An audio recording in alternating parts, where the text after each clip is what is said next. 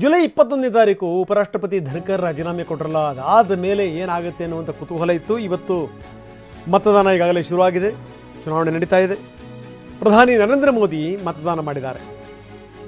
ಸಂಸತ್ ಭವನದಲ್ಲಿ ಭರದಿಂದ ಸಾಗಿದೆ ಮತದಾನ. ಸಂಸದರೆಲ್ಲರೂ ಕೂಡ ಸೇರಿದ್ದಾರೆ, ನಾವು ತೋರಿಸ್ತಾ ಇದ್ದೀವಿ. ಸೋನಿಯಾ ಗಾಂಧಿ ಅವರ ಪುತ್ರಿ ಸೇರಿದಂತೆ ಎಲ್ಲ ಸಂಸದರು ಕೂಡ ಹಾಜರಿರುವಂಥದ್ದು. ನಿಮಗೆ ಗೊತ್ತಿದೆ ಏನು ಅಂದರೆ, ರಾಧಾಕೃಷ್ಣನ್ NDA ಅಭ್ಯರ್ಥಿ, ಅವರು ಮೂಲತಃ ತಮಿಳುನಾಡಿನವರು. ಇನ್ನು ಸುದರ್ಶನ್ ರೆಡ್ಡಿ ಅವರು ಇಂಡಿ ಅಭ್ಯರ್ಥಿ.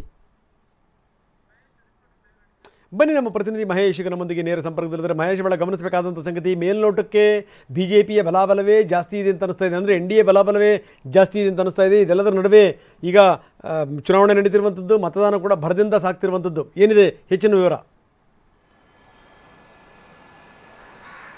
ರಂಗನಾಥ್, ಖಂಡಿತ ಮಾಜಿ ಉಪರಾಷ್ಟ್ರಪತಿಯಾದಂಥ ಜಗದೀಪ್ ಧನ್ಕರ್ ಅವರು ನೀಡಿದಂಥ ರಾಜೀನಾಮೆ ನೀಡಿದ್ರು. ಹಿನ್ನೆಲೆಯಲ್ಲಿ ಇವತ್ತು ಚುನಾವಣೆ ನಡೀತಾ ಇರುವಂಥದ್ದು. ಬೆಳಗ್ಗೆ 10 ಗಂಟೆಯಿಂದ ಈಗಾಗಲೇ ಮತದಾನ ಕೂಡ ಶುರುವಾಗಿದೆ. ಪ್ರಧಾನಿ ನರೇಂದ್ರ ಮೋದಿ ಸೇರಿದಂತೆ ಮತ್ತು ಪ್ರಿಯಾಂಕಾ ಗಾಂಧಿ ಮತ್ತು ಸೋನಿಯಾ ಗಾಂಧಿ, ಮಲ್ಲಿಕಾರ್ಜುನ್ ಖರ್ಗೆ ಸೇರಿದಂತೆ ಎರಡು ಅಂದರೆ NDA ಮೈತ್ರಿಕೂಟ ಆಗಿರ್ಬೋದು ಮತ್ತು ಇಂಡಿಯಾ ಮೈತ್ರಿಕೂಟ ಆಗಿರ್ಬೋದು, ಈಗಾಗಲೇ ಸಂಸದರು ಈಗಾಗಲೇ ಬಂದು ಸಂಸತ್ ಭವನದಲ್ಲಿ ಮತದಾನ ಕೂಡ ಮಾಡ್ತಾ ಇದ್ದಾರೆ. ಪ್ರಮುಖವಾಗಿ ಈಗ ಇಲ್ಲಿ NDA ಮೈತ್ರಿಕೂಟದಿಂದ ಒಂದು CP ರಾಧಾಕೃಷ್ಣನ್, ಇವರು ಮೂಲತಃ ತಮಿಳುನಾಡಿನವರಾಗಿರುವಂಥದ್ದು. ಇವರು ಸದ್ಯ ಮಹಾರಾಷ್ಟ್ರದ ರಾಜ್ಯಪಾಲರಾಗಿ ಕೆಲಸ ಕೂಡ ಮಾಡ್ತಾ ಇದ್ರು. ಮತ್ತೆ RSS ಹಿನ್ನೆಲೆಯಿಂದ ಬಂದಂತ ಅವರನ್ನ ಕೂಡ ಇಲ್ಲಿ ಒಂದು NDA ಮೈತ್ರಿಕೂಟ ಸೆಲೆಕ್ಟ್ ಮಾಡಿ ಕಣಕ್ಕೆ ಇಳಿಸಿರುವಂಥದ್ದು.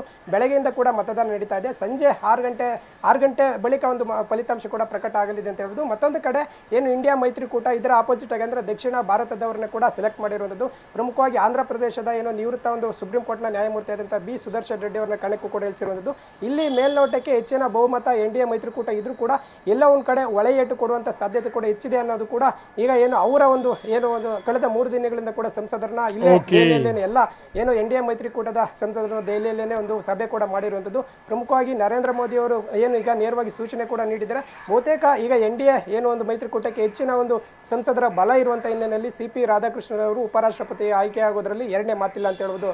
ರಂಗನಾಥ್, ಸದ್ಯ ಸಂಜೆ 6 ಗಂಟೆ ಸುಮಾರಿಗೆ ಒಂದು ಫಲಿತಾಂಶ ಕೂಡ ಪ್ರಕಟ ಆಗುತ್ತೆ. ಹೆಚ್ಚಿನ ಬಹುಮತ NDA ಮೈತ್ರಿಕೂಟಕ್ಕೆ ಬರುವಂತ ಸಾಧ್ಯತೆ ಕೂಡ ಇರುವಂತದ್ದು. ರಂಗನಾಥ್, ಧನ್ಯವಾದ ತಮ್ಮ ಮಾಹಿತಿಗೆ.